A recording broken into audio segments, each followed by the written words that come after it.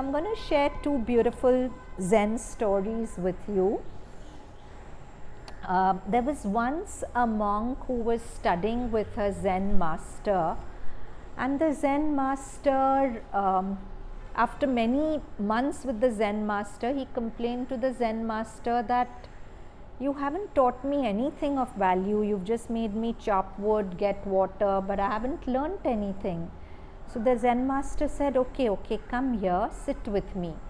And they were in a forest. So he said, can you see the leaves fluttering? So the monk said, yes. Then he said, can you hear the gurgling of the brook outside? So the monk said, yes, I can.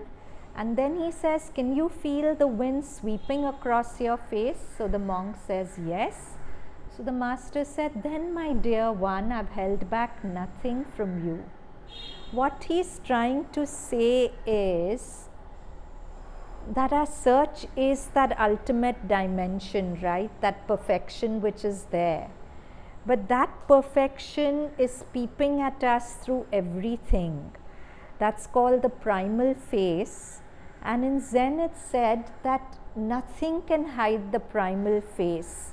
It peeps out of everything and looks at us. But we have to open our eyes and see it. So I think in the Quran also it's mentioned, no?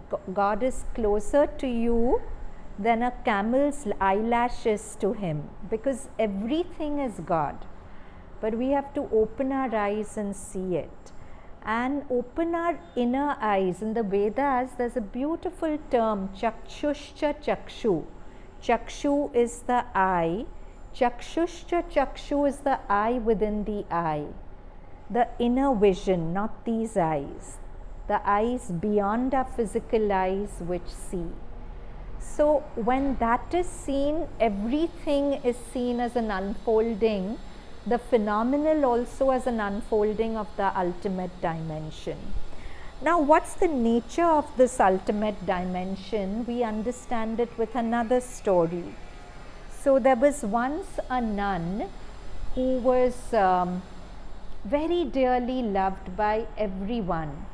And when some journalist interviewed her, she said that people just feel solaced being in your presence. What is your secret?